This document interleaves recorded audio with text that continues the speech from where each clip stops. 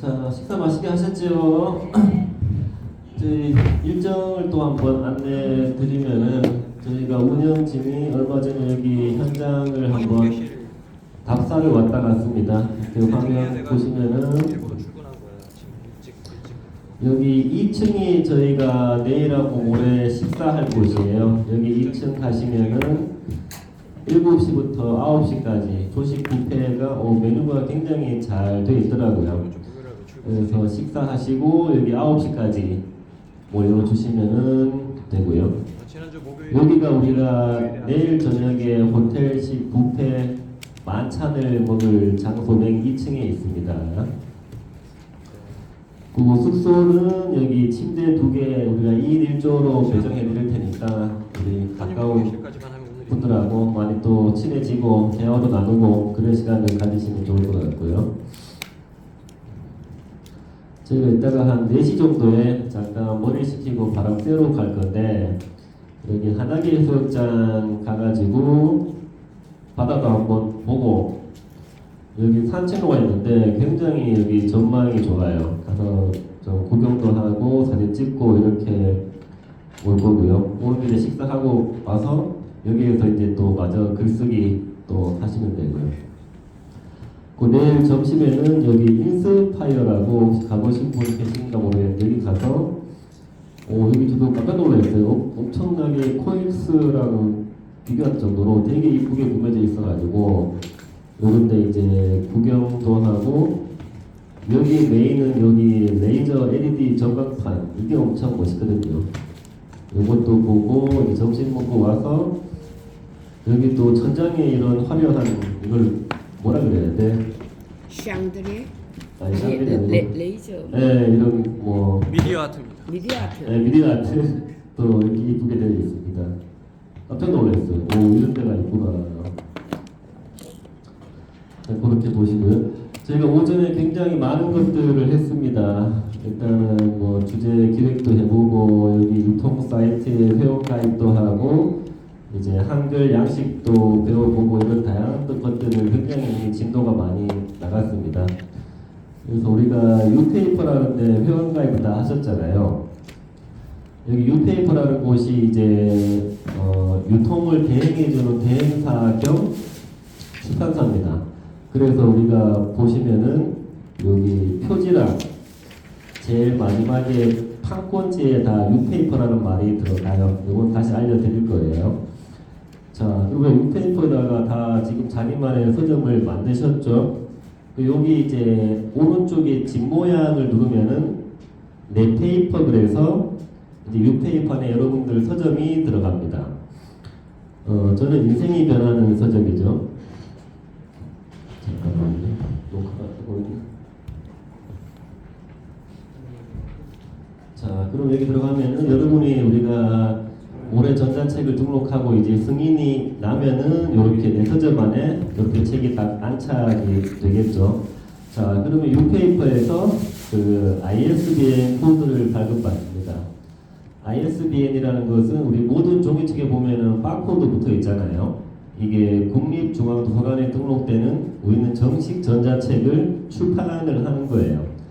우리가 흔히 이제 온라인에서 카톡으로 막 주고받는 거 소책자는 그 단순히 그냥 PDF로 만들어 놓은 거지만 우리는 정식으로 ISBN 코드를 발급받은 전자책을 이제 출판을 하는 겁니다.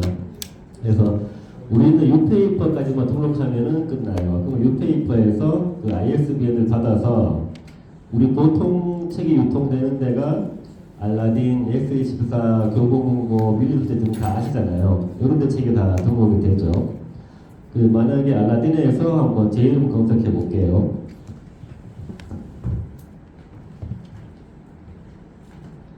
이렇게 검색을 했을 때 이런 것들은 다 제가 쓴 종이책들이고 여기 이북이라고 써 있죠. 이북.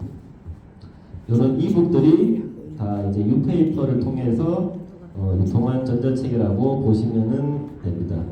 그래서 우리가 이제 유페이퍼 등록하시면 다 진행이 되고 나중에 내 책이 유독 팔리고 있나 궁금하실 때는 여기 카테고리 끝에 두 번째 보시면은 네, 자리를 좀 테이블 일로 옮기자. 옮기세요. 그 이쪽으로 오셔. 참 오지랖이야. 쪽파요. 여기 앞에도 괜찮고. 그러니까. 네. 편한 자리 잡으시면 되지. 능력자들 오셔. 그래서 여기 어드민 관리라는 데 들어가 보시면은 이게 매출을 볼 수가 있죠. 그래서 건별 판매 조회 들어가서 1년 체크하고 조회를 누르면은 1년 동안 판매된 날짜, 제목, 금액, 유튜브 사이트 내용들을 볼 수가 있는데 우리가 좋은 거는 물론 개인으로 책을 사서 보지만 아까 말씀드린 대로 학교나 도서관들 여기 많이 나오고 있잖아요. 한서대학교, 호남대학교, 보건대학교, GS건설, 부산과학기술대학교, 경북교육청 도서관 이런 데들이 굉장히 전자책들을 많이 구매 비치를 하기 때문에 이런 게 확장성이 있고 이런 데가 더 책들을 많이 팔립니다. 그래서 우리가 뭐그 금액은 크지 않더라도 뭐 한 달에 1, 2만 원, 2, 3만 원이라도 이게 매달 들어온다는 게 굉장히 메리트가 있죠. 이게 요즘에 흔히 말하는 그 자동화 수익 중에 하나가 됩니다. 우리가 뭐 책을 쓰는 목적이 인쇄 때문은 아니지만 인쇄도 평생 들어온다. 굉장히 메리트가 있죠. 자, 그리고 우리의 목표는 UK보다가 이제 모레 등록을 완료하는 거고, 그러니까 우리는 지금부터 요 제가 드린 양식을 같이 이제 하나씩 이제 채워 나갈 거죠. 그래서 우리가 오전에 그런 이제 목차 기획하는 것도 공부를 했고요. 그래서 우리가 지금 할 거는 일단은 이제 책 쓰기의 기본은 글쓰기입니다. 이제 뭐 글을 써야 책이 써지는 거잖아요. 어떻게 글을 쓰고 어떻게 한번 주제를 정하고 어떻게 제목을 짓고 이런 것들을 한번 수업해 볼 테니까 이 시간이 되게 중요하고 아마 굉장히 많은 도움이 되실 거예요. 그래서 우리가 이 시간까지 하면은 거의 본 수업은 다 이제 끝나고 나머지 이제 우리 같이 책을 만드는 작업들을 하니까 이 시간도 밥 먹고 졸리지만 집중해서 잘 들으시면은 굉장히 앞으로 우리가 글쓰기들이 되게 많이 있잖아요. 뭐 카톡하고 다 글쓰기인데 여러분들 글쓰기 하는데 굉장히 많은 도움이 되실 겁니다. 그래서 졸리더라도 허벅지를 꽂으면서 잘 들어주세요. 자, 우리가 할 일을 우리가 다 먹었으면 이제 대출을 하고 내가 아는 것은 남들에게 가르치고 우리 많은 글을 읽었잖아요. 읽었기 때문에 글을 쓰는 것은 뭐 특별하고 어려운 게 아니라 굉장히 자연스럽고 당연한 일입니다. 이게 우리 인풋과 아웃풋의 어떤 균형과 조화가 되는 자연의 이치라는 생각을 합니다. 혹시 이 책 보신 분 계신가요? 이게 유명한 책인데 부의 추월 차선 보신 분 계시죠? 대표님 이거 모든 분이 보시고 뭘 느끼셨어요? 생각의 관점을 바꿔야 된다는 거예요. 맞습니다. 지금 되게 중요한 말씀하셨는데 저는 이 책을 제가 30대 중반 때 직장인 때 봤었거든요. 그 충격을 받았어요. 아, 나는 30몇 년을 철저한 소비자로 살았는데 이 책은 생산자라는 개념을 말하네. 이 책이 되게 두꺼운데 제가 딱 보고 나서 기억에 남는다는 이 생산자 세 글자였어요. 우리가 바라는 모든 리더, 부자들은 다 생산자의 삶을 살고 있구나. 또 생산자의 삶을 살아야겠다고 결심을 했죠. 근데 그 당시에는 뭐 직장인이 할 수 있는 게 별로 없잖아요. 글을 써야겠다. 제가 이때 이제 만든 게 블로그를 만들었고 2017년도에 만들었어요. 그때부터 생산자가 되기 위해서 블로그에다가 글을 매일매일 썼죠.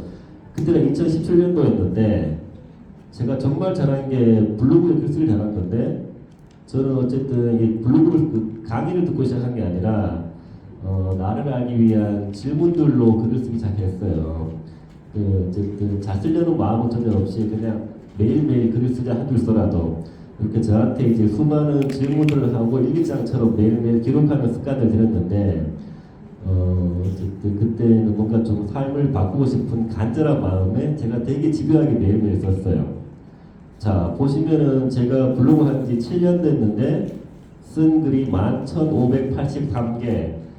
11,583 나누기 7년 하면은 하루에 4-5개를 미친 듯이 매일매일 글을 써온 거거든요. 우리나라에 이렇게 블로그에 11,000개 쓴 사람은 정말 흔치 않을 겁니다.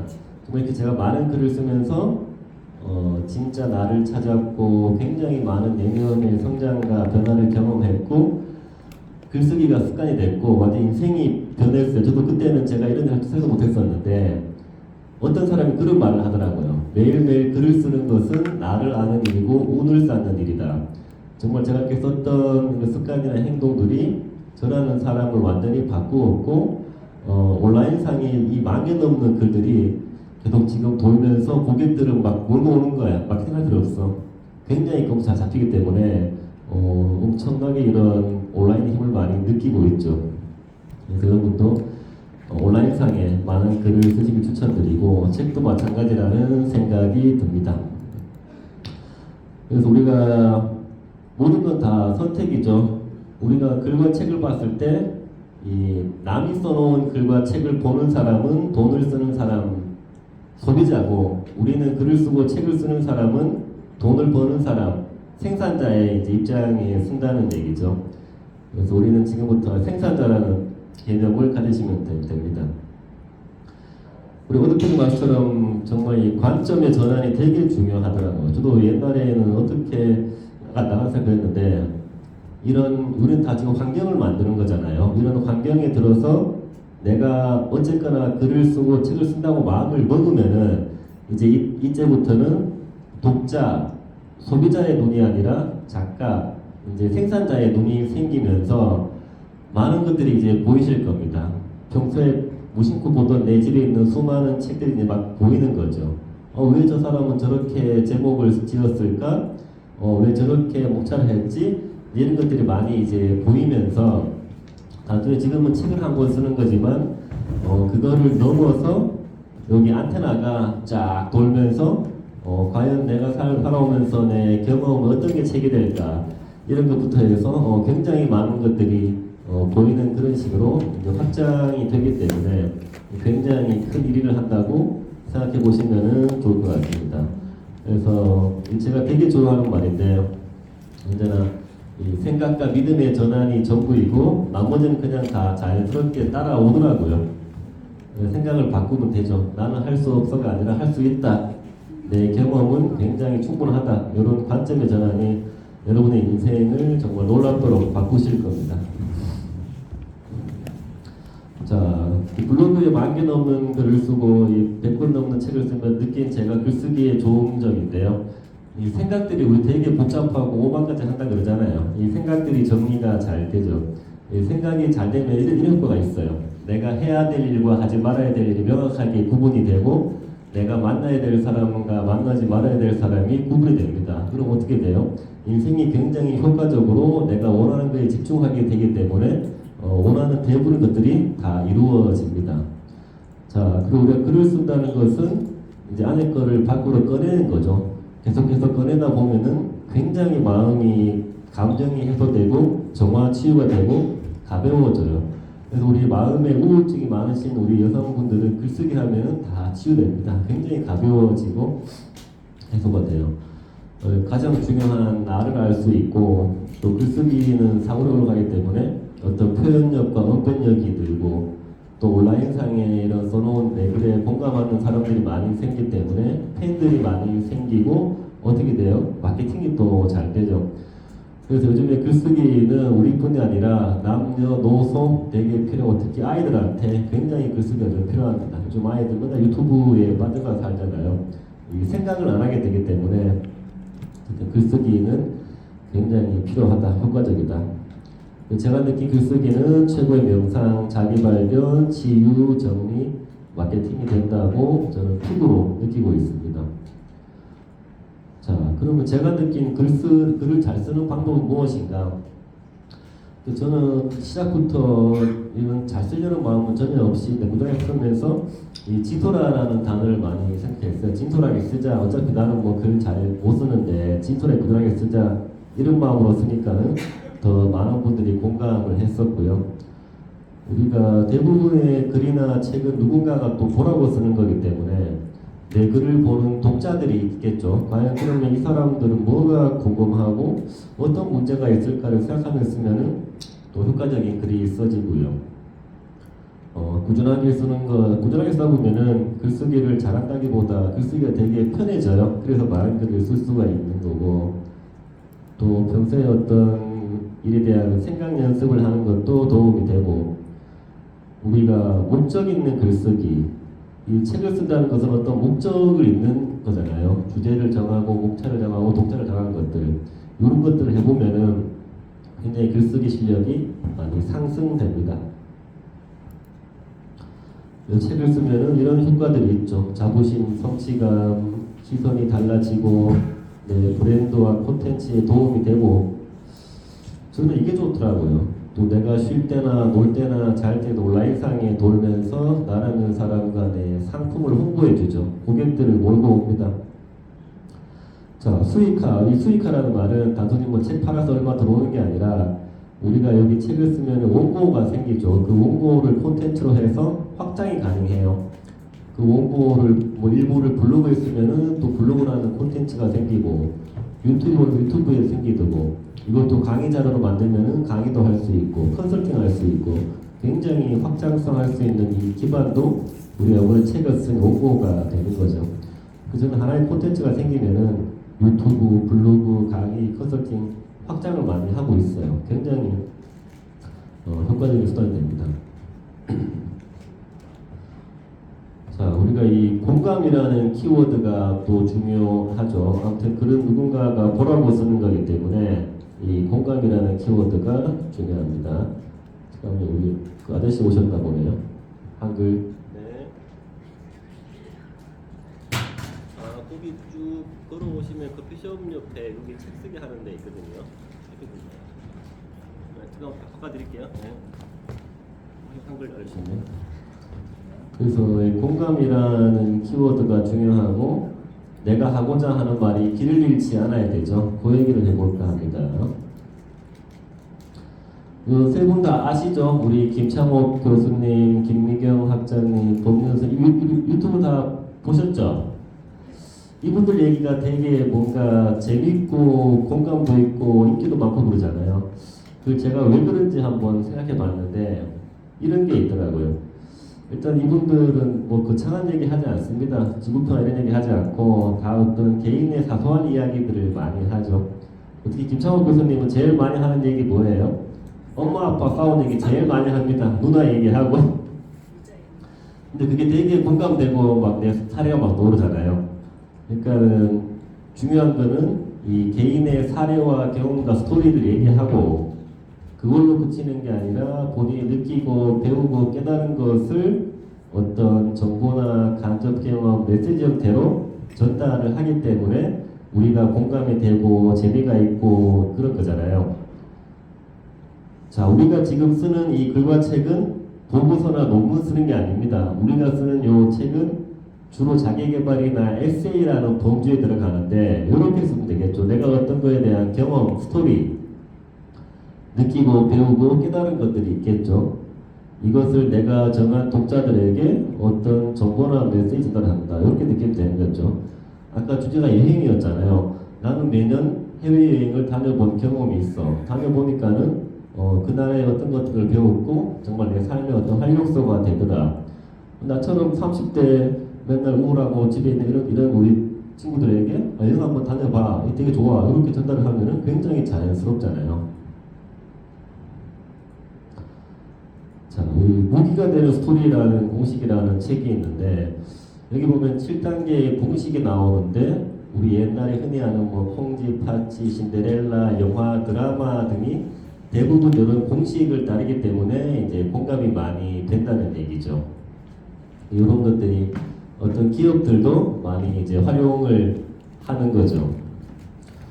자, 이런 공식입니다. 주인공이 있습니다. 그리고 주인공이 어떤 삶의 위기를 맞죠. 우리 인생에 위기가 없는 사람은 아무도 없어요. 위기는 다양하죠. 대부분 사람 고민은 세 가지입니다. 인간관계, 스트레스, 건강, 돈 문제. 그러다 어떤 멘토를 만나죠. 멘토는 꼭 사람이 아니더라도 뭐 책, 강의 다 될 수 있죠. 만나서 어떤 방법이나 이런 해법들을 배우고 그거를 행동함으로써 극복하고 행복한 스토리가 굉장히 자연스럽고 공감이 된다는 얘기죠. 저는 이렇게 할 수 있겠죠. 우경하는 사람이 있습니다. 정말 인생을 보고 느껴 살면서 열심히 인생을 살았고 직장 생활을 충실하게 했지만 이제 서른 중후반 때 행복하지 않은 내 모습을 만납니다.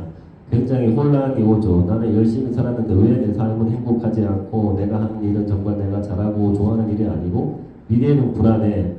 이런 걸 깨닫고 이제 퇴사를 하려고 알아보다가 우연히 이제 1인 기업 무자본 창업을 알게 됩니다. 퇴사를 40에 했지요. 하지만 사업 경험을 전혀 당장에 퇴사한다고 뭐 돈이 전혀 생기지가 않겠죠. 그때 받은 6천만 원 퇴직금 1년 동안 다 까먹으면서 굉장히 이제 혼란을 겪습니다. 아이고 내가 왜 퇴사를 했나. 이제 애들은 초등학생인데 와이프 말 들을 걸 그만두지 말라고 했는데 이렇게 아주 우울하고 통장에 잔고가 빵이 되니까 아주 그냥 암울한 거를 경험했죠. 어쨌거나 그래도 1년 동안 이제 교육비에 몇천만 원의 돈을 쓰면서 배운 것들이 있으니까 우리 왜 궁즉통, 궁하면 통한다고 하잖아요. 또 뭐라도 해야겠다, 뭘 할까 하다가 이제 2020년도에 전자책 강의를 고로도 시작하면서 많이 성장을 했습니다. 이런 스토리가 이런 공식에 데뷔를 했기 때문에 굉장히 자연스럽고 이제 공감이 된다는 얘기죠. 이해되시죠? 자, 하루 만에 책 쓰기 가능할까요? 우리 보통 책 쓰기 하면은 뭐 한 어떤 분은 10년에 한 권 쓰고 또 1, 2년 걸리지 어떻게 책 쓰기 당연히 시간이 많이 들지. 우리의 어떤 생각이자 고정관념인데 저는 너무도 감사하게 이 하루 만에 책 쓰기라는 프로그램을 경험을 했었고 이때 한 경험이 이런 2박 3일 캠프를 만들게 된 또 계기와 연결되어 있습니다. 자, 하루 만에 책 쓰기라는 것은 어떤 지금처럼 몰입이 잘 되는 장소에서 이 하루라는 마감 시간을 딱 정해놓고 그 마감 시간이 주는 그런 몰입도를 활용하는 거예요. 우리 물리학에 그런 말 있잖아요. 불확정성의 원리. 불확정성의 원리가 뭐예요? 하나를 줄이면 하나는 늘어난다는 건데 시간을 만약에 하루라는 시간으로 줄이면은 뭐가 늘어나요? 집중력이 늘어나는 거죠. 이런 원리를 활용하는 거예요. 우리가 만약에 책 쓰기한테 한 3년 줘보세요. 3년 동안 몇 권 쓸까요? 못 씁니다. 시간이 많으면은. 그래서 이 하루 동안의 시간을 딱 정해놓고 뭐 잘 쓰거나 분량은 중요하지 않고 한 권을 완성하는 게 이 캠프의 목적이고 이거를 꾸준하게 하는 게 목적이에요. 제가 이거를 이제 2020년도부터 매주 올해보다 한 권의 책을 써서 한 달이면 4권 나오잖아요. 1년이면 한 40몇 권 나오죠. 1년 조금 넘게 한 58권의 책을 매일매일 쓰면서 굉장히 많이 성장을 했습니다. 성장했다는 것은 이런 거죠. 내가 한 이 경험 모든 게 다 책이 되고 하루라는 시간에 몰입해 나오는 집중력을 굉장히 많이 느꼈죠. 인생이 변했습니다. 이게 이제 하루 만에 쓴 책들인데요. 그러니까 사람의 내가 신기한 게 제가 특별히 잘나서 그런 게 아니라 누구나 이런 환경에 처하면은 다 결과물 내고 집에 가더라고요. 그때 저희 회원들이 한 전국적으로 100명 넘었었는데 요거를 경험하신 분들은 다들 자기 이런 놀라운 걸 경험하고 인생이 다들 변하더라고요. 제 인생을 담았죠. 신기한 게 어쨌든 내가 매일 쓴다고 말을 먹으면 내가 계속 이 책에 대한 소재를 찾아줍니다. 제가 제일 처음 했던 책이 이제 우울증 무기력 극복이라는 책인데 단순히 그냥 이게 제가 우울증 겪은 거랑 경험과 치유를 담았던 1,000원짜리 정말 짧은 책인데 굉장히 이거에 대한 어떤 댓글들이 반응이 많이 담기더라고요. 왜냐면 이제 우울증 걸린 사람들은 이런 제목 봐도 공감이 되기 때문에 제가 또 깨달았죠. 정말 나의 경험이 가치가 있구나. 그래서 번아웃 이야기, 뭐 건강에 대한 것들, 또 제가 고향이 안동인데 안동에 살면서 느꼈던 유교 문화의 어떤 단점들. 제가 결혼 초기에 유황킴벌리 행사로 북한의 금강산을 공짜로 다녀온 일이 있어요. 금강산 방문기, 뭐 퇴사 이후 블로그에 많은 글을 쓰며 느꼈던 것과 변화 이야기. 주변의 사람들 다 책의 소재가 됩니다. 우리 두 딸에게 쓰는 편지, 저희 아내 만난 이상형, 내 아내 이상형, 또 제가 20살 때 위암으로 돌아가신 아버지와의 20년과의 짧은 인연, 다 책의 소재가 되죠. 또 제가 좋아하는 어떤 음양오행, 마음 공부, 시간과 죽음에 대한 통찰과 철학들, 1인 기업 관련 책들, 자기개발, 성장 관련 책들, 글쓰기 관련 책들, 감정 정화, 치유, 자기 발견, 지식, 그림책 등 이런 책들을 계속 쓰면서 많이 성장을 했었고, 이제 이렇게 쓴 전자책들을 저도 누군가에게 이렇게 수업을 들으면서 이걸 ISBN을 받아 출판하는 것들을 배우고 그걸 제가 강의를 하면서 많이 인생이 변한 그런 스토리가 있습니다.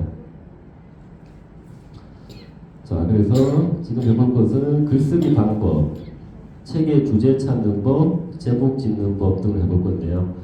일단 우리가 저 시간에 했던 대로 한번 그렇게 집중을 하시고, 만약 내가 다음에 다른 책을 쓸 때는 이런 내용들 좀 참고하시면 도움이 되겠죠. 자, 우리가 일반적인 글쓰기와 이 책을 쓴다는 것은 분명히 차이점이 있습니다. 나도 평소에 글을 많이 쓰지만 또 책은 처음인데 어떻게 써야 되나 막연하시잖아요. 그래서 글쓰기와 책쓰기의 차이점, 우선 차이점 전에 공통점을 알아보면은 이런 거죠. 마음 먹으면 누구나 다 쓸 수 있다. 마음 먹냐 안 먹냐에 다르고, 성장과 변화에 도움이 되고, 쓰는 사람이 있으면 보는 사람이 있고, 결국 많이 쓰면 솜씨가 늘고 내 일에 도움이 되죠. 자, 차이점 어떤 게 있을까요? 일단 제일 차이점은 이제 독자를 정해야 되는 거죠. 우리가 일반적인 글쓰기는 그냥 막 써도 전혀 관계 없습니다. 하지만 책이라는 것은 분명히 이 내 책은 누가 봐야 되는지를 한번 정해야 되죠. 왜 그럴까요? 세상에 책이 너무 많습니다. 그렇기 때문에 딱 독자를 정하고 쓰는 게 효과적이고, 독자 입장에서 저 책은 정말 나를 위한 책이네 이런 느낌을 들 정도로 쓰면 좋겠죠. 이게 독자에 따라서 내용이 달라져요. 자, 만약에 내가 쓰고자 하는 내 책의 독자가 마음의 위로가 필요한 주부들이야. 그럼 내가 죽으면 주부들의 고민이나 마음을 알 거 아니에요. 저 주부들은 뭘 고민일까? 그러면 이제 그들을 위한 글을 쓰게 되겠죠. 만약에 책 쓰고 싶은 1인 기업가들이야. 그러면 저도 1인 기업가이기 때문에 1인 기업가들의 고민을 알기 때문에 그들이 원하는 책들을 쓸 수 있겠죠. 독자에 따라서 내용이 되게 달라집니다. 그래서 여러분이 글을 쓸 때 내 책을 봐야 될 독자를 항상 염두에 두면서 그 사람한테 필요한 내용들을 쓴다는 마음으로 쓰는 게 중요하고요. 자, 두 번째는 목적이죠. 분명히 한 권의 책을 쓰기 위해서는 분량이 적더라도 어쨌거나 시간, 비용, 에너지가 들어가기 때문에 내가 이 책을 씀으로써 얻는 효과를 한번 생각해 보면 좋죠. 목적, 내가 이 책을 통해서 얻고자 하는 것은 무엇인가? 나라는 사람을 홍보하고 싶으면은 그에 걸맞는 책을 써야겠죠. 아니면 그냥 내가 한번 살아온 인생을 자서전처럼 정리하는 게 목적이야. 그러면 자서전처럼 어린 시절, 성인 시절, 교육 시절 스토리 쭉쭉 적어내시면 되고, 나는 정말 이 책을 써서 돈을 많이 벌고 싶어. 그러면은 이제 그런 데 걸맞는 주제를 쓰면 되겠죠. 사람들 관심사 뭐예요? 건강, 돈 버는 법, 그런 거잖아요. 그럼 만약 내가 그런 거에 대한 콘텐츠가 있으면은 그런 내용을 쓰면 되는 거고, 중요한 거는 목적이 중요하다. 자, 세 번째는 독자의 이득이죠. 우리가 일반적인 글은 판매하지 않지만 우리가 책을 출판을 하면은 누군가는 이제 그 사람의 소중한 돈과 시간에 돈을 들여서 우리 책을 사서 봅니다. 그럼 독자 입장에서 과연 얻을 수 있는 게 무엇일까? 내 책을 보면서 생각해 봐야겠죠. 내 책은 정보를 얻을 수 있어. 아니면 내 책은 나처럼 이런 4060 여성들에게 어떤 용기와 희망을 줄 수 있어. 이런 거에 대한 생각을 좀 해봐야겠죠. 내 책은 어떤 그 사람들의 시간과 비용을 줄일 수도 있어. 이렇게 내 책을 보는 독자들의 이득도 한번 생각해 봐야 되고요.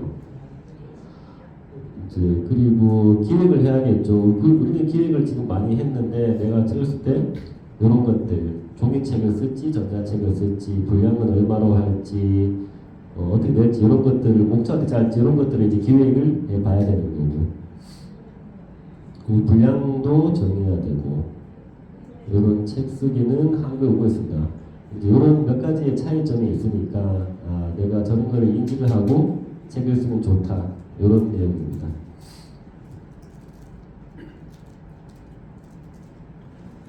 자, 우리 서점 가보면 책이 다양하죠. 뭐 자기계발서 코너, 에세이, 소설, 시 다양한데 가보시면 그래도 제일 책이 많이 나오고 사람들이 제일 돈 주고 많이 사보는 코너 아무래도 이 자기계발서 쪽에 제일 많죠.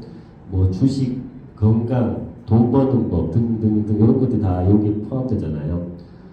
근데 그래서 꼭 우리가 자기계발서만 꼭 무조건 쓰자 이런 내용보다는 저도 에세이, 시 다 써봤는데 이것도 굉장히 매력이 있더라고요. 그래서 이렇게 구분되고 흐름이 있고 이것도 인지를 하는 것도 좋을 것 같습니다. 자, 주제차는 뭐 우리가 어쨌든 3일 동안 쓸 거니까 주제를 다들 생각한 거에 집중을 하는데 내가 다음에 또 어떤 책을 쓸 때는 이런 주제들을 이제 추천드리죠. 일단 크게는 3가지가 좋습니다. 내가 하고 있는 일에 대한 전문 분야, 내가 제일 잘하니까 이런 거에 대한 맞겠죠. 저 같은 경우는 책 쓰기 전문가니까 책 쓰기에 대한 것들이나 제가 지금 1인 기업가니까 우리나라의 1인 기업가를 꿈꾸는 수많은 직장인들을 위한 1인 기업가에 대한 책들 굉장히 잘 어울리죠. 지구 정체성. 그 다음에 지금 공무원이야. 대한민국의 공무원을 꿈꾸는 수많은 청년들이 있습니다. 청년들에게 위한 책. 나는 또 필라테스 강사야. 되게 잘 어울리는 주제들이죠. 우리 또 인생을 살며 느꼈던 나만의 어떤 경험이나 지혜나 깨달음에 대한 내용을 쓰는 거죠. 자, 시간이 가는 것이 아니라 오는 것. 이것은 주역에 나오는 얘기입니다. 우리 시간이 왜 간다고 생각하면 지나간 시간이 되게 미련되고 후회되고 아쉬운데 생각을 바꾸어서 시간이 온다고 믿으면은 다가올 시간이 굉장히 설레이고 기대가 되고 희망을 느껴지죠. 이건 저만의 통찰력을 담은 책이고 다음은 관계에서 자유로운 사람 되는 법. 옛날에는 사람 관계가 굉장히 어렵고 불편한 사람이었어요. 특히 저보다 나이 많은 어른들이나 여성들한테는 말도 못 걸 정도였는데 지금은 굉장히 자유로운 사람이 되었잖아요. 그렇게 변화된 저의 어떤 경험이나 깨달음을 담은 책들 이런 주제들을 많이 추천을 드리죠. 자, 제일 좋은 콘텐츠는 이 장표가 중요한데 여러분들이 평소에 자주 받는 질문들 그게 제일 좋은 콘텐츠가 됩니다. 한번 생각해 보세요. 내가 살면서 내 친구나 아니면은 나를 아는 사람들에게 이런 질문들을 받았었던 적이 있지. 예를 들어, 너 왜 그런 일을 해? 아니면 너 어떻게 이렇게 맨날 표정이 밝고 기쁜 것 같아? 어떻게 이렇게 피부가 좋아? 이런 질문들 받은 거 있으실까요? 너 어떻게 이렇게 글 잘 써? 이런 질문들로 이제 목차를 짜면 되고 그거를 누군가 물어봤다는 것은 궁금해하는 사람들이 굉장히 많다는 얘기겠죠. 당신 그 나이에 어떻게 그런 강사가 됐어? 나도 좀 알려줘. 궁금한 사람들 많을 거 아니에요? 어떻게 한장 일주일 동안 그렇게 근무를 했어? 그러면 내가 이렇게 근무한 비결은 그걸 쓰면 되는 거죠. 저 같은 이런 질문들 많이 봤죠. 나 연구소를 하니까 어떻게 하면 나를 알 수 있는, 어떻게 하면 자신감 모일 수 있나요? 어떻게 하면 전자책 쉽게 쓰죠? 어떻게 하면 1인 기업 수익 내나요? 요거는 제가 자주 받는 질문들이기 때문에 제 콘텐츠가 되는 거죠. 그러면 저는 이걸 가지고 다 할 수 있어요. 블로그 쓰고 유튜브 찍고 강의, 컨설팅 등등등. 내가 만약에 사는 데가 제주도 이런 질문 많이 받겠죠. 야 친구야 현지인들만 아는 맛집이나 관광지 어디요? 이런 질문들 많이 받을까요? 그 책으로 쓰는 겁니다. 얼마나 쉬워요. 나는 내가 평범한 일상에서 알지만은 이거를 경험하지 못한 누군가에게는 특별한 일입니다. 미국 살으셨잖아요. 궁금하잖아요. 왜 미국 왜 갔습니까? 미국에서 뭐 했어요? 미국에서 어떻게 먹고 살아요? 교통비 많이 드나요? 밥값은요? 이런 질문을 많이 받잖아요. 그 책으로 쓰는 겁니다. 얼마나 쉬워요. 그거는 이제 미국으로 이민을 가려고 하는 사람 굉장히 소중한 정보와 자료가 되겠죠. 굉장히 좋은 콘텐츠 갖고 계신 거예요.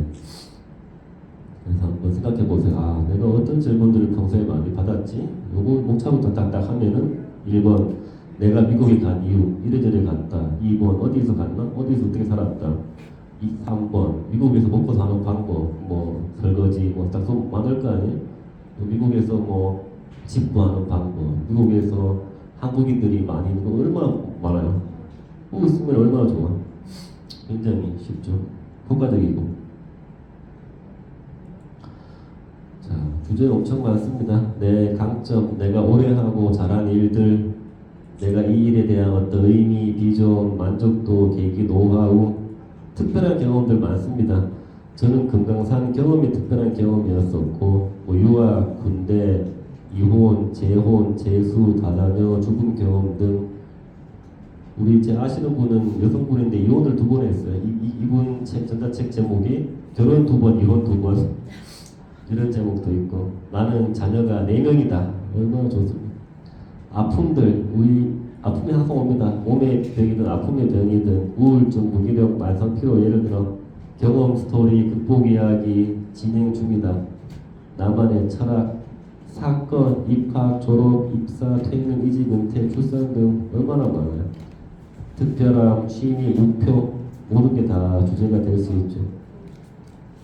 내 지역들 서울, 도봉구, 창동 대한민국을 소개합니다. 이런 것들 자꾸 우리 학교, 우리나라 또 내 주변 사람들, 우리 아내, 우리 자녀들, 우리 부모님들, 남편, 친구 다 소재가 되죠. 또 그들에게 하고 싶은 이야기들 우리 아들, 딸 있잖아요. 아들, 딸아 너희는 이런 인생을 살아보렴. 부모님께 하고 싶은 얘기들 부모님께 드리는 못다한 편지 세상에 하고 싶은 얘기들 60의 인생을 바라보니 청년들에게 이런 말을 하고 싶구나. 얼마나 쓸지 많습니까? 관심사, 외국생활, 생활 가이드 팁 등등 정말 책에 대한 주제는 무궁무진하고 우리가 경험하는 모든 게 다 책의 소재가 될 수 있죠. 아빠와 함께한 20년, 우리 엄마 이런 취미 어때요? 금강산 방문기, 우울증 이야기 정말 주제는 무궁무진합니다. 그래서 제가 그동안 쓴 게 이래저래 한 170권 되는데 제 목표는 죽기까지 한 1000권 쓰고 죽으려고요. 지금도 주제가 많은데 시간이 없어서 못 쓰고 있습니다. 네, 한 1000권 쓰고 죽겠습니다. 안 되면 할 수 없고요. 자, 제목도 우리가 짓는 게 저도 항상 어렵고 고민되고 이 제목도 잘 짓는 게 중요하잖아요. 몇 가지 요거 넘어가고 요거 한번 볼게요. 몇 가지 예시와 사례를 보여드릴게요. 아무튼 우리 키워드란 말 들어보셨잖아요. 이렇게 사람들이 검색에 그런 많이 하는 그런 것들 단어를 한두 개 넣어주는 게 일단은 좋기는 하고요. 자, 1번 질문. 이 질문형 제목을 쓰는 거죠. 돈이란 무엇인가? 왜 분노해야 되는가? 이렇게 제목을 질문으로 하는 겁니다. 그리고 사람들이 생각을 하게 하잖아요. 나는 왜 20년 동안 미국에서 살았는가? 예를 들면 나는 왜 매년 해외여행을 내가 30개국 해외여행을 다닌 이유 이런 식으로 한번 질문을 던져보는 거죠. 숫자 우리가 제목에 숫자가 들어가면 어떤 명확성이 숫자 이런 거잖아요. 뭐 7가지 아니면 10분 50 이런 단어가 되게 임팩트가 있습니다. 성공하는 7가지 습관 아니면 12가지 원칙 또 기상 후 1시간 이런 거 있잖아요. 50의 말 품격 30대 여행 이런 식으로 넣어주는 거죠. 숫자가 되게 좋아요. 다음 노하우 우리가 아무튼 많은 사람들은 어떤 방법이나 이런 것들 찾고 있잖아요. 이런 걸 넣어주는 거죠. 뭐뭐 하지 않는 방법 신경 끄기의 기술 뭐 해외여행 가서 돈을 뭐라 그래야 돼요? 알뜰하게 해외여행하는 방법 기술 이런 걸 넣어주는 거죠. 미국에서 외롭지 않게 살아가는 방법 예를 들면 생각나요. 초보 우리가 강의대 보면은 이런 초보 시장이 제일 크고 많습니다. 이 초보들을 위해서 쉽게 시작이라는 게 되게 좋은 키워드예요. 유튜브 왕초보 탈출 유튜브 쉽게 시작하기 우리 어렵고 복잡한 거 싫어합니다. 내 책은 되게 쉽고 재미있고 바로 따라할 수 있어. 이런 게 되게 좋은 키워드죠. 초보를 위한 일렉기타 재미있는 물리 이야기 내 책은 물리 이야기인데 재미있어 어렵지 않아. 이런 것들을 넣어주면 되는 거죠. 바로 떠날 수 있는 해외여행 이런 것들도 좋은 제목이 될 수 있겠네요. 우리가 되게 궁금하잖아요. 어떤 사람들의 이야기, 여자들의 이야기, CEO들의 이야기, 중년들의 이야기, 죽음을 경험한 사람들의 이야기 이렇게 어떤 사람들의 어떤 이야기 대기업 다니는 김 부장 이야기, 일본 전산 이야기, 미국에서 20년 살다 온 사람 이야기, 해외여행을 매년 떠나는 30대 여자 이야기 뭐 말 못할 40, 60대 중년 여성의 속마음 등등 누구의 어떤 이야기 또 이론, 공식, 법칙 이런 것들 그러니까 이런 것들도 제목 지을 때 좀 참고해 보시면 좋죠. 혹시나 막 이 타이밍에 막 좋은 제목들이 머리를 막 스치지 않으신가요?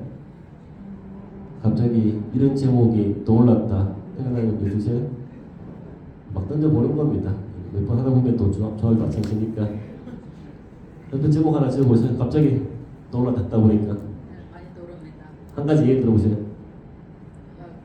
내 돈이 새어나간 곳. 내 내 돈이 새어나간 곳. 세워나간 곳 네. 예를 들면 어디 살아갔어요? 이제 뭐 그 돈을 내가 모아서 예를 들어 나를 위해서 썼던 사람도 있겠지만 뭐 소녀 가장이나 소년 가장들은 누군가를 위해서 썼잖아요. 근데 내가 필요했을 때 그 돈이 나는 필요한데 정작 나를 누가 도와주는 사람 아무도 없어. 그랬을 때 이제는 내가 그렇게 하지 말고 내가 어떤 방법을 해볼까. 오 괜찮다. 네. 그러면 일단 내 돈이 새어나간 곳 20가지 해서 1번 뭐 자기개발, 2번 등등 한 20가지 꽂아보면 되겠네. 괜찮네요. 또 네. 저는 이제 병영생활 전문 상담관이 그 제가 이제까지 군대에서 쓰던 이야기를 병영생활 전문 상담관한테 전하는 슬기로운 병영생활 10가지. 그래서 좋습니다. 군인들한테 네. 이렇게 아니면 아직 그 입대하지 않는 애들한테 네. 군대생활 어떻게 하면 슬기롭게 잘할 수 너무 있을까? 좋아요. 세 네. 가지. 좋은 얘기다. 그렇죠. 그 군인이 될 사람들한테 슬기로운 그 생활법 너무 좋습니다. 또 질문하기로 하면 네. 행복의 열쇠에다가 캡션을 넣어서 내는 행복의 열쇠를 갖고 있는가? 오 좋죠. 행복의 열쇠를 네. 누가 있는가? 행복의 열쇠를 갖고 있는가? 이렇게 질문. 그렇죠.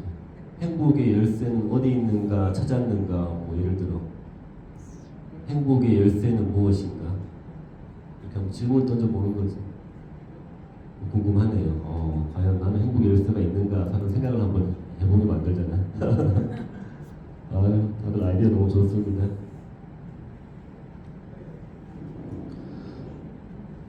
우리도 책을 볼 때 생각해보면 나도 어떤 책을 내가 보면은 어떤 나의 문제나 궁금증을 해결해주는 책을 돈 주고 사볼 거잖아요. 똑같이 평가와 과연 독자들은 내 책에 어떤 목표를 잡아야지 내 책을 사서 볼 것인가 이런 거에 한번 생각해 보시면은 그 되게 어쨌든 우리 아들 돈은 내가 꼭 군대를 가야 돼. 저런 책이 있네. 나를 위한 책이네. 사보자. 얼마야? 5,000원? 그렇게 하는 거잖아요. 그죠? 되게 좋네요. 나는 맨날 통장에 돈이 안 보인 저 사람은 돈이 새어나갔다고 하면 왜 그럴까 하고 또 한번 사볼까 궁금하잖아요. 나 통장에 돈이 전혀 안 보이는데 거기 뭐 통장에 돈이 없어. 똑같은 사람인데 뭐 궁금하잖아요. 이렇게.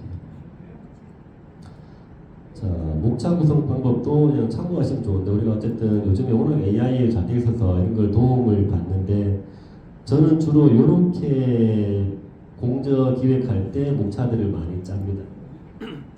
우리 자서전도 다 과거, 현재, 미래의 메시지를 담는데 이렇게 과거, 현재, 미래의 메시지를 담는 거죠.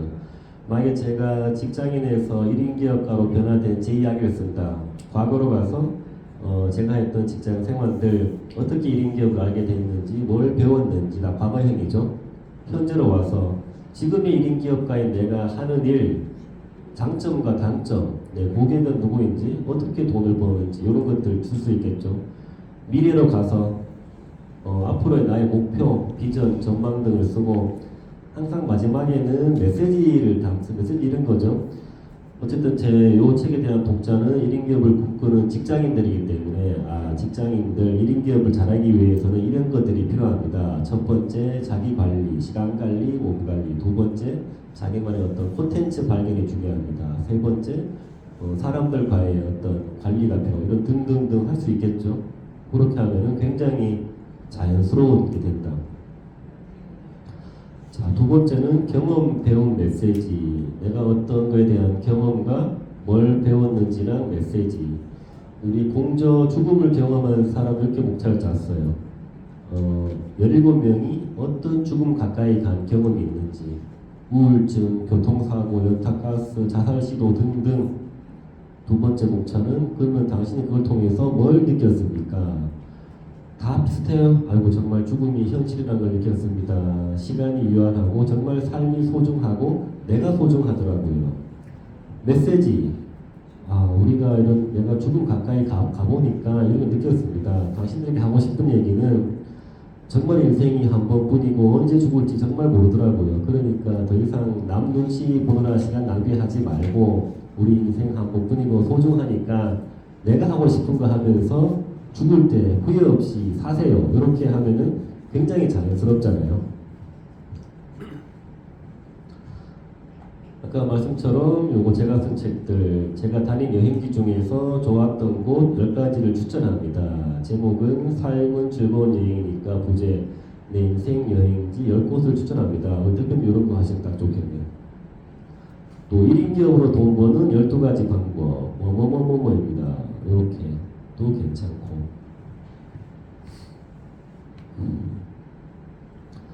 자, 이런 공저들이 제가 아까 얘기했던 과거, 현재, 미래와 요거 두 가지를 섞어서 다 목차를 짠 겁니다.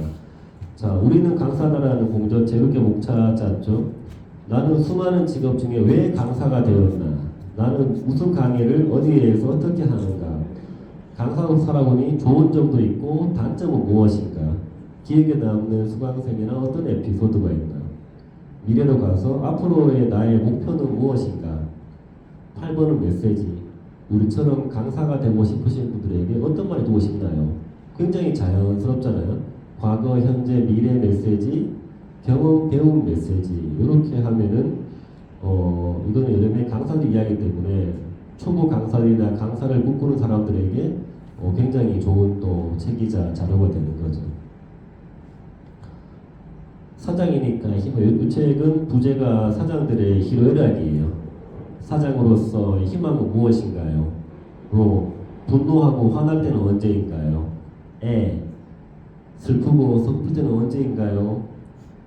언제 기쁜가요? 하고 싶은 이야기들 이런 것들은 이제 같은 사장들에는 되게 공감이 될 테고 또 사장을 꿈꾸는 사람들에게는 사장이라는 게 마냥 좋지만은 않구나 저런 희로애락이 있구나 느낄 수 있겠죠. 사장이니까 희망이다. 사장들의 희로애락 이런 책도 출판을 했고요. 아까 우리 얘기처럼 이런 챗GPT나 카톡 아스거 우리 오전에 수업한 제미니 등을 통해서 이렇게 목차를 짜는 방법들 이런 것들이 있으니까 이거 잘 조합해서 목차를 조금 짜임새 있게 짜야겠죠. 짜임새 있게 흐름에 자연스럽게 자연스럽다는 것은 과거, 현재, 미래, 경험, 배움, 메시지 이런 게 자연스럽잖아요.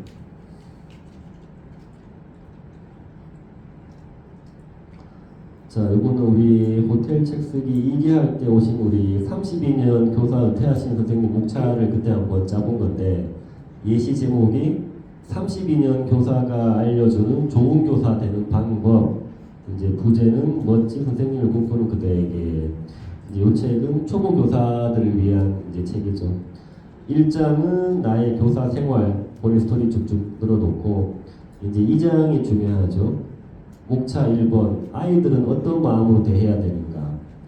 선생님들끼리 어떻게 하면 잘 지낼 수 있는가? 방학 어떻게 활용하는가?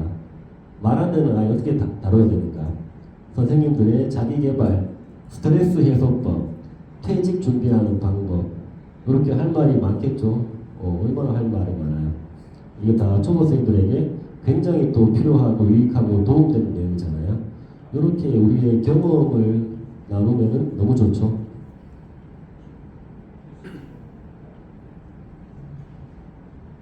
이제 거의 끝나갑니다. 자, 이제 그래도 글쓰기가 어렵습니다. 왜 그러냐? 많이 우리가 평소에 글을 써볼 일이 많이 없기 때문에 그래요. 그리고 이제 글쓰기 이제 공식만 하면은 거의 이제 수업 끝나가니까 조금만 더 집중해 주세요. 자, 글쓰기가 편해지는 팁. 여기 우리 강원국 작가님의 책인데 말하듯 쓰자. 다들 이제 말씀들은 되게 잘하는데 글쓰기는 또 안 되잖아요. 너무 글에 대한 부담이 있는데 이 말과 글은 다르지 않습니다. 그냥 평소에 말하듯이 자연스럽게 써보세요. 나는 30대 직장인이다. 나는 매년 해외여행을 간다. 그동안 내가 다닌 나라는 이래이래하다. 내가 이렇게 많이 해외여행을 다닌 이유는 이래이래하다. 자연스럽게 말하듯이 나는 미국에서 20년을 살다 왔다. 내가 미국에 간 이유는 이래이래 저래해서 갔다. 처음에 간 도시는 LA였다. 거기에서 돈을 벌기 위해서 설거지를 했다. 자연스럽게, 얼마나 쉬워. 말하듯이 자연스럽게. 목적 있는 책을 쓰고, 내가 이 책을 통한 목적은 공감인지 어떤 정보를 주기 위함인지 홍보를 위함인지 자연스럽게. 자, 우리 핵심 메시지나 이런 문장이 끝 말이 되는데, 내가 이 한 권의 책을 통해서 다시 당신이 하고 싶은 얘기는 무엇인가. 우리가 왜 차도 내비게이션에 정하면은 이제 그 길을 찾아가듯이 이게 방향성을 정하는 거기 때문에 내가 어떤 일관성을 유지하기 위해서 나만의 메시지를 가지고 글을 쓰는 거죠. 예를 들어 대표님이 책을 쓰는데 내가 이 책을 통해 쓰고 싶은 얘기는 결국은 여행이 즐겁다는 거야. 그걸 염두에 두고 쓰면은 그런 일관성 있는 그런 글이 써지는 거잖아요. 그리고 저 같은 경우는 요 세 가지를 염두에 두면서 모든 글을 씁니다. 당신이 가장 소중합니다. 또 책은 보는 것이 아니라 쓰는 것입니다. 1인 기업이 가장 거대한 기업입니다. 이런 걸 딱 마음에 두고 있으면은 제가 하는 글들이 왔다 갔다 하지 않고 일관성 있게 쫙쫙 글이 써지는 거죠. 항상 딱 꿀이 박혀 있으니까. 논리적인 글쓰기는 우리 앞에 다 종합하면 우리 다 들어보셨잖아요. 기승전결, 서론, 본론, 결론, 주장, 근거, 예시, 메시지. 이렇게 하면 머리에 잘 안 들어와. 복잡하잖아요. 쉽게 풀어낸 게 과거, 현재, 미래 메시지, 경험, 배움 메시지, 이걸 다 들어오잖아요. 이제 이런 글을 썼을 때 이게 짜임새 있는 흐름이 나온다. 이렇게 이제 논리적인 글쓰기 된다고 이제 보시면 될 것 같습니다. 제가 느낀 이제 쉽고 편하게 글쓰기 방법은 말하듯이 쓰고 조금 자신 있게 쓰자. 우리 뭐 잘난 사람이 글 쓰고 책 내고 하나요? 글을 쓰고 책을 쓴 사람이 잘난 사람이 됩니다. 저도 전혀 뭐 잘난 사람 아니거든요. 근데 100권 넘게 책을 썼던 잘난 사람이 되어 있더라고요. 이 순서를 바꿔야 되지. 내가 잘난 뒤에 벌써 책 못 씁니다. 책을 먼저 쓰면은 잘난 사람이 되는 거예요. 책은 성공한 뒤에 써야지 평생 못 씁니다. 책을 쓰면 성공한다. 이런 관점을 바꾸면은 써지는 거죠. 또 자유롭게 너무 또 어떤 형식에 얽매이지 말고 나만의 어떤 문체와 나만의 색깔대로 개성 있게 또 써보시고요. 여러 번 나오지만 진솔하게 쓰자. 막 꾸미거나 막 그러지 말고 있는 그대로 진솔하게, 나 정말 그때 힘들었다, 죽고 싶었다, 괴로웠다, 진솔하게 나 있는 그대로 쓰는 거죠. 공감 되게끔. 자꾸 막 가시적으로 막 꾸미려고 하지 말고 진솔하게. 또 너무 막 단어도 표현도 막 미사용하지 말고 있는 그 내용에 한번 집중해보고, 이 중요한 거는 글은 머리가 아니라 엉덩이로 쓴다고 말이 있습니다. 그만큼 이렇게 자리에 앉아서 이 타자를 많이 써야지만 책이 나오죠. 생각만으로는 글이 써지지가 않잖아요. 그래서 정말 엉덩이로 강자가 많이 앉아 있다 보니까 그렇게 많이 책이 써지더라고요. 이런 것들을 생각해 보시면 어떨까 싶습니다. 자, 이제 한 잠시 요 글쓰기 잘하는 방법만 하고 조금 쉬었다가 이제 원고 각자 쓰고 이제 개별적으로 또 봐주는 시간을 가지고 한 4시 정도에 우리가 잠깐 나갔다 올 거예요. 자, 뭐 일단은 우리가 어떤 목표나 이렇게 채울 수 있는 처음에는 먼저 생각나는 대로 분량을 먼저 다 채운 뒤에 수정하는 것이 효과적입니다. 일단 생각나는 대로 막 쏟아내, 막 글을 막 채우나 그런 데에 수정, 빼고 이렇게 하는 게 효과적이지. 내가 전혀 분량도 안 하고 굽는 거다 시간 다 가버리면은 이게 시간 낭비. 일단 막 쏟아 막 써. 그런 뒤에 이제 수정하고 고치면 됩니다.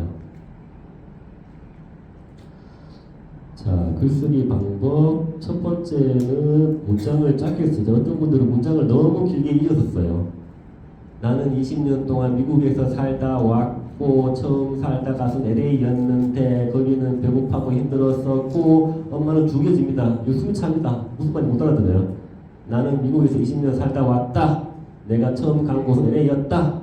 짧게 끊어서 짧게 써주시고요. 우리 학교 때 배웠잖아요. 주어, 목적어, 소수로, 보호 등 많은데 너무 깊이 들어가면 글쓰기 싫어지니까 다 잊어버리고 요거 두 가지만 기억하세요.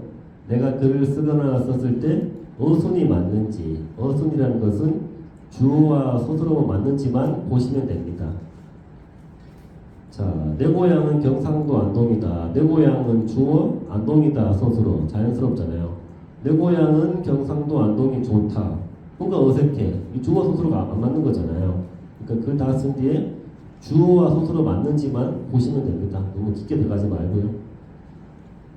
자, 나는 뭐뭐 했다. 이게 한 개의 문장이고 이런 문장들이 모인 게 문장인데 우리가 문장 끝에 끝말을 되게 막 질질질 끌고 늘어뜨리는 것도 약간 좋은 습관이 아니고 가독성이 떨어지니까 뭐 취직을 했다 보다는 취직했다.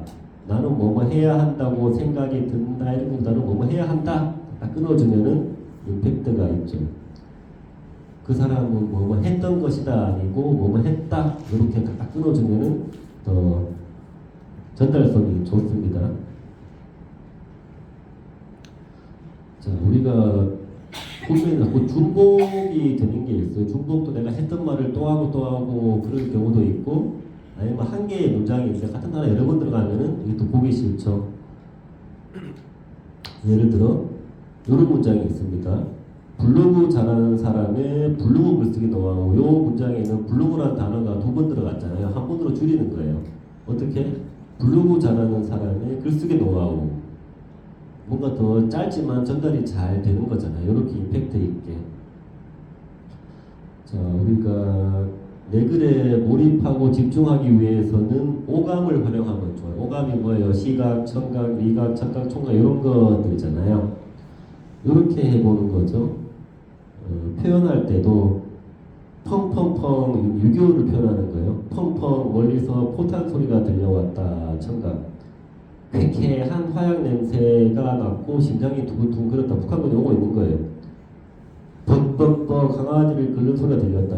쌀이 떨어지는 거예요. 이런 식으로 뭔가 오감을 표현하면은 여기 상황에 더 몰입과 집중이 잘 되는 거죠. 이런 것들. 이 두 가지 글쓰기는 우리가 내가 하고 싶은 어떤 주장들을 이제 문장의 뒷단 앞쪽에 배치를 하는 게 요즘은 더 효과적이다. 이게 두 가지씩들 이렇게.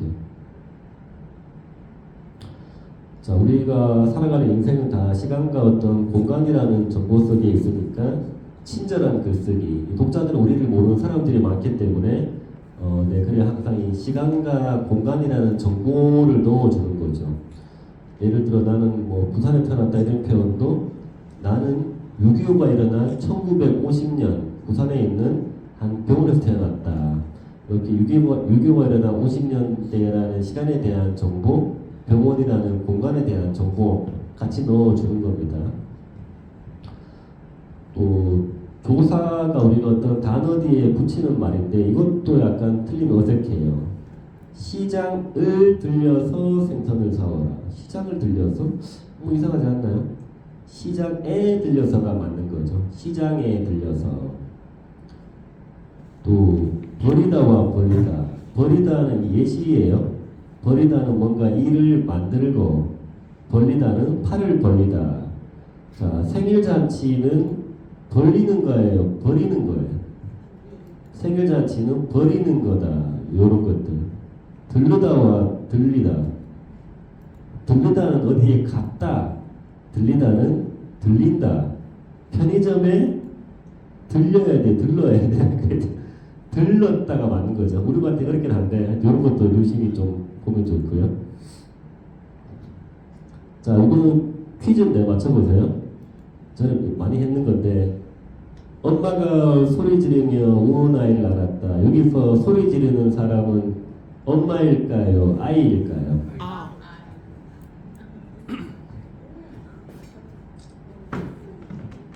아이. 또 엄마가 소리 지르며 우는 아이를 낳았다.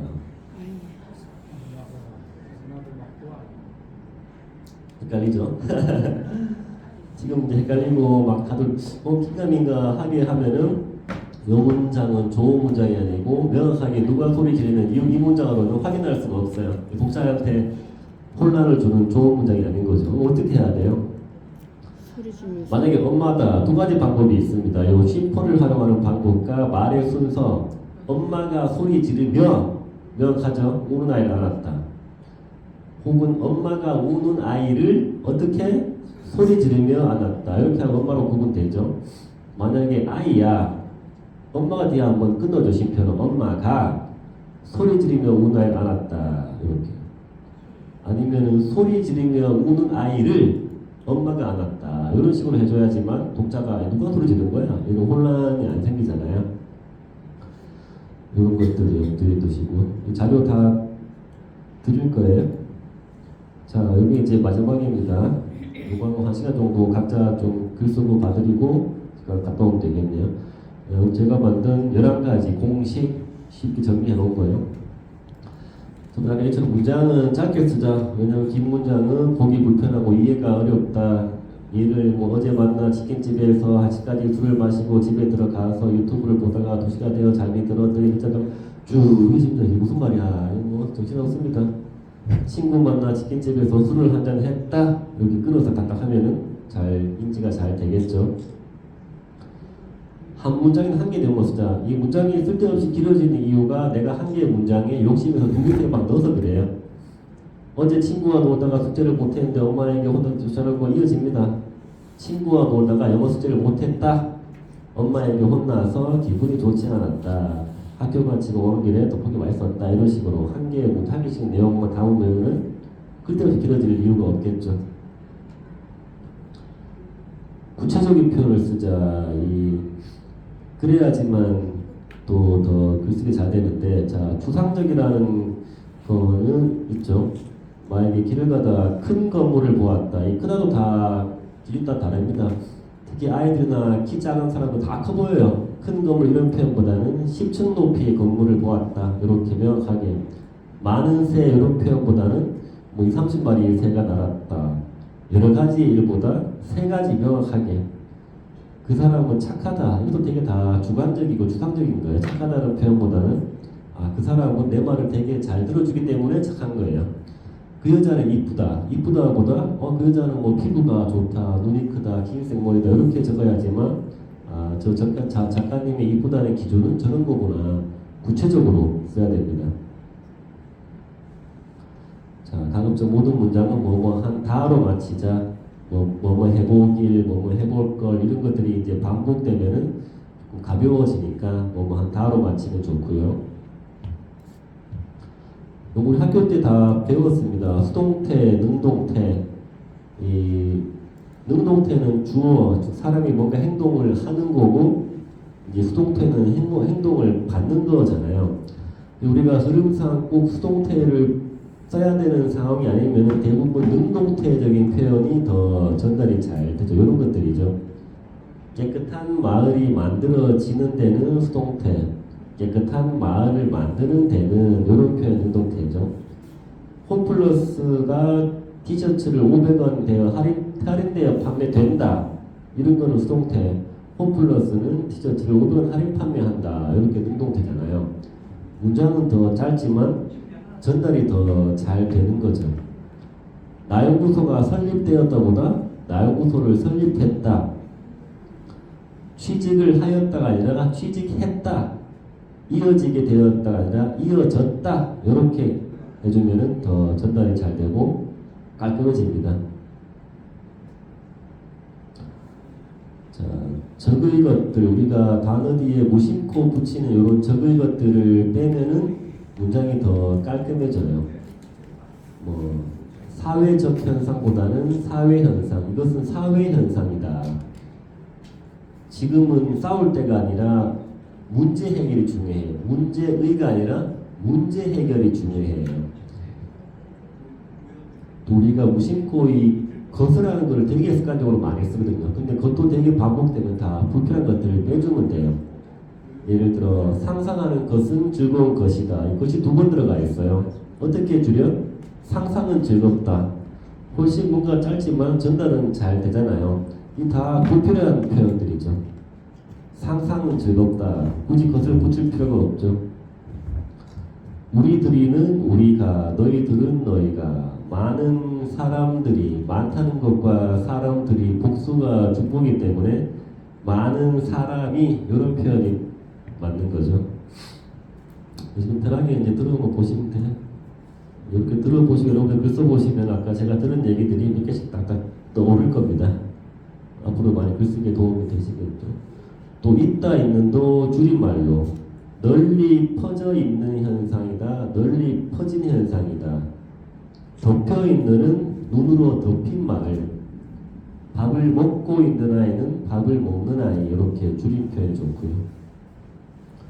우리가 또 뭐뭐에 대한 둘 중에 경우에도 줄임말.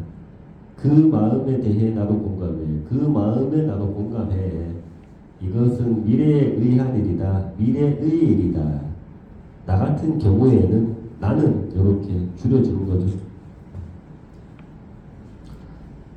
미래로부터 왔다. 미래에서 왔다. 친구로부터 선물을 친구에게 받았다. 성장할 수 있는 가능성이 있다. 성장할 가능성이 있다. 해결 방법이 다양할 수 있다. 다양하다. 이렇게. 자, 어떤 분들 요즘에는 이제 뭐 필자 이런 표현들을 안 쓰고요. 저는 뭐뭐 해서 높임말은 잘 안 씁니다.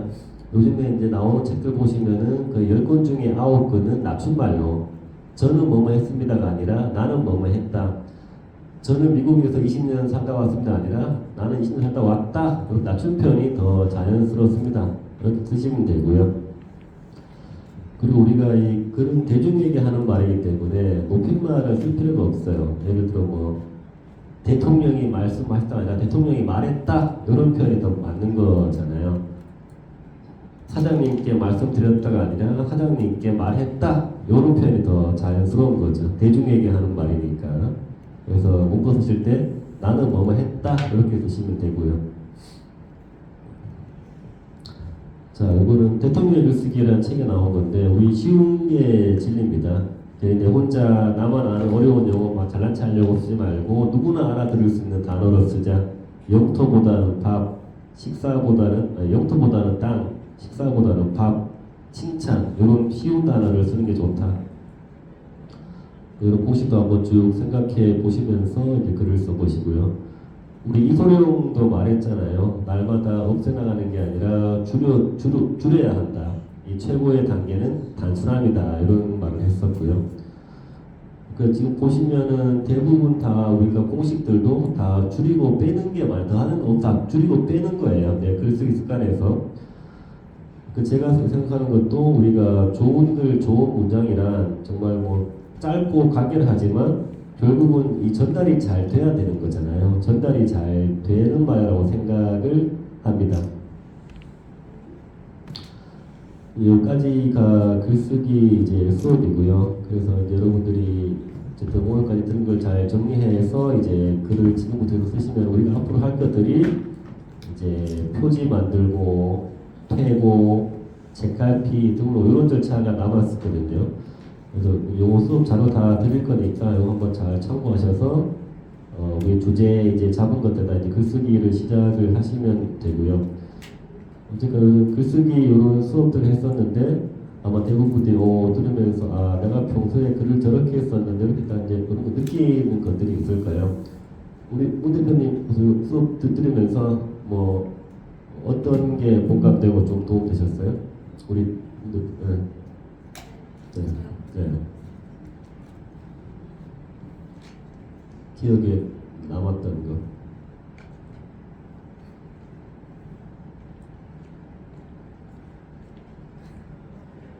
하나도 없나요?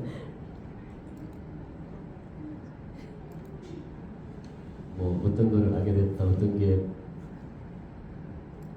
도움됐다, 어떻게 글을 써야겠다, 뭐 짧게 써야겠다.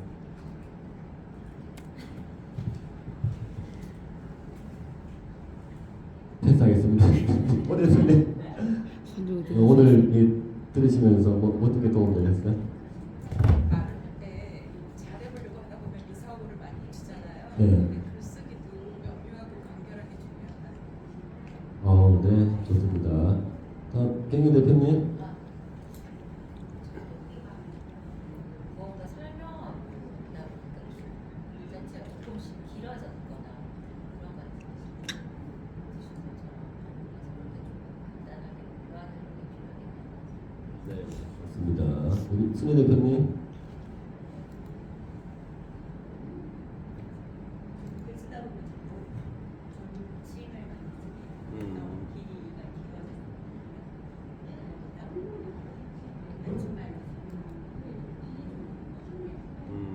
네네네 좋습니다. 우리 성현 대표님. 저도 약간 비슷한 말씀인데 저희도 이제 상담을 하고 나면 항상 보고서를 올리거든요. 근데 보고서를 올릴 때 보면은 상담관들이 쓰는 용어가 있어요. 간헐적으로 어쩌고 이런 거라든지 아니면 저희들이 쓰는 용어가 있는데 그 용어처럼 쓰면은 우리가 좀 있어 보이거든요. 그런데 그냥 그 모르는 사람들이 쓰면은 아 이거 되게 고급스러운 단어다. 저희는 이렇게 생각하고 막 썼는데 가만 지금 생각해 보니까 굳이 그렇게 고급스럽게 쓰지 않아도 다 이해하는 건데 잘난 척한 것 같은 느낌이 좀 들기더라고. 그래서 좀 생각을 좀 해봐야 되겠다라는 생각이 들었어요. 네네 감사합니다. 우리 쪽파 여왕님은요? 좀 짧게 할 수 있는 그 힘을 좀 길러야 되겠어요. 쓰다 보면은 자꾸 길어지고 옆으로 새고 그걸 좀 이렇게 축소해야 되는데 네네. 그게 어렵더라고요. 그건 생각을 하고 왔는데 또 그럴 수 있어요. 근데 큰일이 하고 싶어요. 이분들 얘기하는 것만 나 책 다 쓰고 싶었어. 아 좋죠. 응. 그 저작권에 또 아마 걸릴 것 같아, 그죠? 감사합니다. 시간이 있으니까 우리 대표 대표님. 저 같은 경우도 그런데 전 실제적으로 외국에서 살다 보니까 제가 이런 경험들이 약하다 보니까 이걸 장황하게 누군가가 우리 보고 설명을 했어요. 그래서 설명할 때 어떤 분이 제가 정말 엄청나게 잘 도와준 분인데 그분이 저보고 결정적일 때 짧고 간결하게 말해. 다 필요 없어. 핵심만, 팩트만 말해. 이렇게 딱 찔러주는데 뒤돌아서서 오는데 그 순간 기분 나빴어요. 근데 뒤돌아서서 오는데 아 내가 뭐가 잘못했지? 내가 저를 도와주려고 그랬는데 오늘 보고 이게 한 번 더 오네요. 너무 막 장황하게 설명하려고 하지 않았나. 이 사람 너무 짜증나게 하지 않았나. 네, 감사합니다. 우리 찔 대표님. 저는 책을 쓸 때 종합적이고 세밀하게 쓰려고 하는 그런 생각을 가졌었는데 그 경험이라든가 주변 일상의 생활, 우리 대표님 같은 경우 일상의 생활이 책의 소재가 되고 주제가 되고 그렇습니다. 저는 지금까지 종합적으로 썼거든요. 그러다 보니까 복잡해지고 시간도 오래 걸리고 그러면 아니란 네네. 주제를 가지고 좋습니다. 우리 태조 대표님 오늘 어떤 게 좀 공감이나 도움 되셨어요? 저는 강의 네. 시간 강의를 들어봤는데